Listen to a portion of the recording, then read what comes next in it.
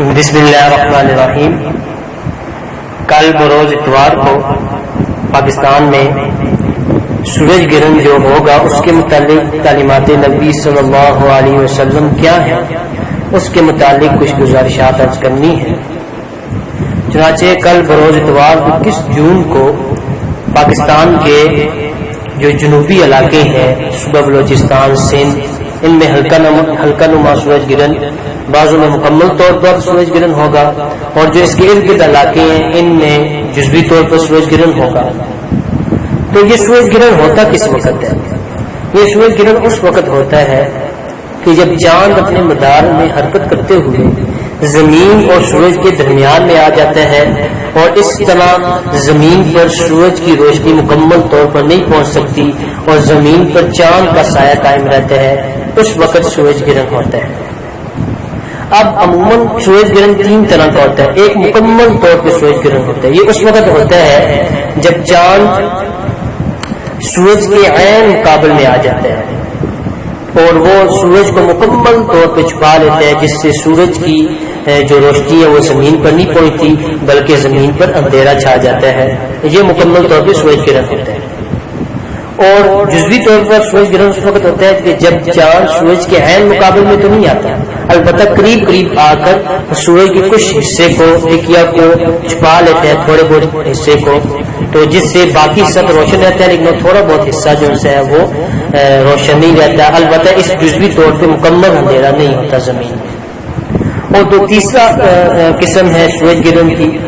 وہ ہلکا نما سورج گرہن ہوتا ہے۔ اس میں چاند سورج کے عین مقابل میں تو آتا ہے، لیکن یہ سورج کو مکمل طور پہ چھپاتا نہیں ہے،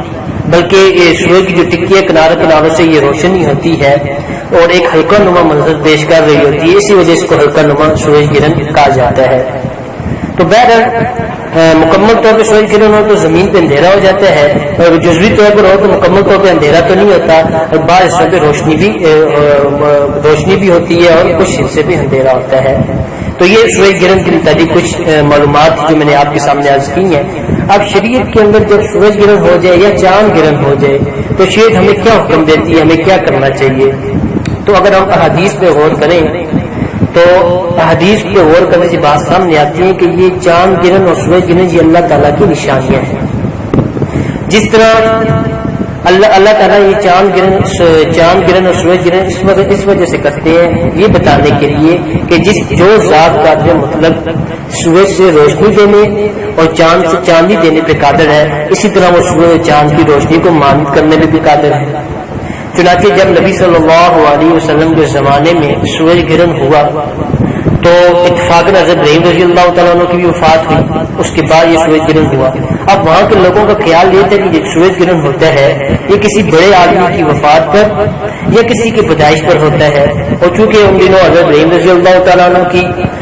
وفات بھی ہوئی تھی، اسی کی طرف اشارہ کرتے ہوئے نے کہا کہ ان کی وجہ سے سورج گرہن ہوا ہے، تو جس کی نفی کی، اور بخاری کے اندر پوری روایت موجود ہے کہ اللہ کے نبی صلی اللہ علیہ وسلم نے ان کی اس عقیدے کی نفی کی۔ اب وہ روایت کیا ہے کہ اللہ کے نبی صلی اللہ علیہ وسلم نے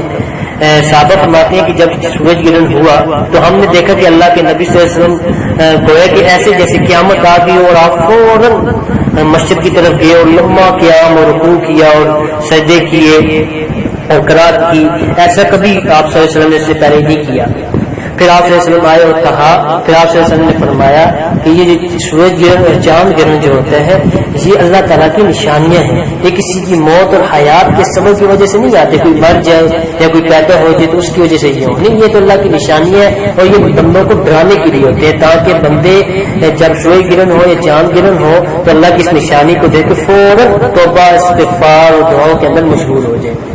تو اگر اس بخاری شریف کی روایت کو سامنے رکھ کر دیکھا جائے تو ہمیں یہ کلمات نبی صلی اللہ علیہ وسلم ملتی ہے کہ جب ایسی چاند گرہن یا سورج گرہن کی صورتحال پیش آ جائے تو ہمیں دعاؤں کے اندر، توبہ کے اندر، استغفار کے اندر اور نمازوں کے اندر لگنا چاہیے، نوافل کے اندر لگنا چاہیے۔ اب دوسری بات کہ سورج گرہن کی نماز کا کیا حکم ہے؟ اگر چاند گرہن ہو جائے تو چاند گرہن کی جو ہے وہ عام اس میں جماعت وغیرہ بھی نہیں ہوتی، عام جس طرح نفل دو پڑھے جاتے ہیں اس طرح چاند گرہن کی بھی دو رکعت نفل پڑھ لیے جائے۔ البتہ سورج گرہن کے اندر جو ہے وہ جماعت مسنون ہے، اور جو جامع مسجد کا امام ہے بہتر ہے کہ وہ نماز پڑھائے، اور اگر لوگوں کو جمع کرنا مقصود ہو تو اعلان بھی کر سکتے ہیں کہ بھئی ہم سورج گرہن ہے کل، ہم جماعت کرانے والے ہیں، سارے احباب مسجد میں آ جائیں۔ اور اس میں پھر کیا ہے کہ جب جماعت کرے گا تو اذان و اقامت اس میں نہیں ہوتی، البتہ حدیث میں آتے ہیں کہ اس میں لمبی لمبی سورہ بقرہ ہوگی یا کوئی اور لمبی لمبی صورتیں پڑھنی چاہیے، لیکن البتہ اگر تو لوگوں کو اتنی لمبی صورتیں پڑھنے کی وجہ سے دقت ہوتی ہے تو چھوٹی بھی پڑھ سکتا ہے، اور اس میں قرات آستہ کرنی چاہیے۔ لیکن بعض ائمہ نے لکھا ہے کہ اس دور کے اندر سستی کی وجہ سے لوگوں کے اندر نشاط پیدا کرنے کے لیے، ان کی سستی کو دور کرنے کے لیے اونچی آواز سے قرات کر لیجیے تاکہ سارے لوگوں کا دھیان بھی رہے اور نشاط بھی رہے، اور بہتر یہ کہ لمبی لمبی اس میں صورتیں پڑھی جائیں۔ اور جب آپ نماز سے فارغ ہو جائیں 2 رکعت پڑھ کے تو اس کے بعد امام جو ہے دعا کرے اور جو مقتدی ہے وہ آمین کہتے رہیں۔ اور اگر جماعت سے کوئی آدمی نہیں پڑھتا تو پھر وہ 2 رکعت بھی پڑھ سکتے ہیں، 2 سے زیادہ بھی پڑھ سکتے ہیں، یعنی 4 6 اس سے بھی زیادہ جتنی چاہے وہ رکعت پڑھ سکتے ہیں۔ اور جو خواتین ہیں وہ گھروں میں ہی ان چاند گرہن کی یا سورج گرہن کی 2 رکعت کی نیت سے نوافل پڑھ سکتے ہیں۔ اور اس کے متعلق جو بس اوقات بے بنیاد باتیں اس کے متعلق سوشل میڈیا پہ گردش کرتی رہتی ہیں کہ اس میں یہ ہو جائے گا، اس میں حاملہ عورت جائے گا، اس کا بچہ جائے گا، اس طرح کی جو من گھڑت باتیں ان کی طرف توجہ نہیں دینی چاہیے۔ ہمیں صرف جو تعلیمات نبی صلی اللہ علیہ وسلم احادیث و قرآن میں جو باتیں آئی ہیں انہی پر ہی بلیو یقین رکھنا چاہیے اور ایمان رکھنا چاہیے۔